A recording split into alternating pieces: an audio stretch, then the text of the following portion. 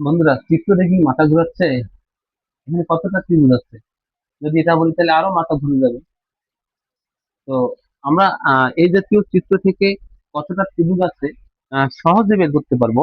সেই সহজে বের করার উপায়টা দেখেন। আমরা এখন যে জিনিসটা এখানে তুলে ধরবো সেটা আপনারা একটু খেয়াল করেন। তাহলে আমাদের এখানে আহ, এই একটা হলো বড় ত্রিভুজ, কি হলো একটা বড় ত্রিভুজ, আর একটা হলো ছোট ত্রিভুজ। ছোট ত্রিভুজ আমরা জানি ত্রিভুজের ভিতরে যদি কোনো ত্রিভুজ থাকে সেখানে সবসময় একটা ত্রিভুজের ভিতরে ত্রিভুজ থাকলে সবসময় চারটা ত্রিভুজ গঠন করে। এই চারটা ত্রিভুজ এবং আমাদের এই বড় যে একটা ত্রিভুজ আছে সেখানে হলো একটা ত্রিভুজ। আর দেখেন, এই ত্রিভুজ থেকে দুইটা ত্রিভুজ করছে, একটা দুইটা, তাহলে আমরা আরো দুইটা যোগ করে দেবো। এই ত্রিভুজ থেকে একটা দুইটা, আমরা আরো দুইটা যোগ করে দেবো। এখন এই ত্রিভুজ থেকে একটা দুইটা, এখানে আমরা আরো দুইটা যোগ করে দেবো।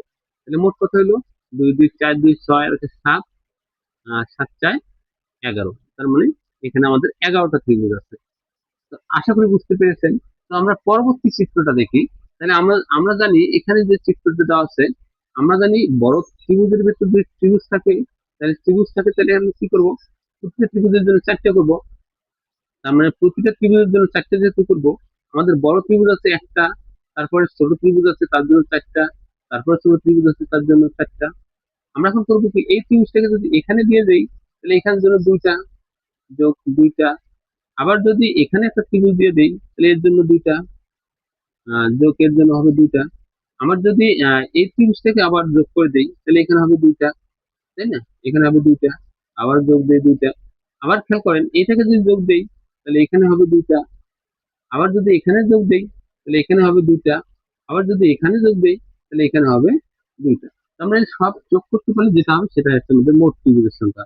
দুই দুই চার, দুই ছয়, দুই আট, দুই দশ, দুই বারো, বারো হচ্ছে 16, 16 হচ্ছে 2 4 21টা। তাহলে এখানে ত্রিভুজ সংখ্যা হলো 21টা।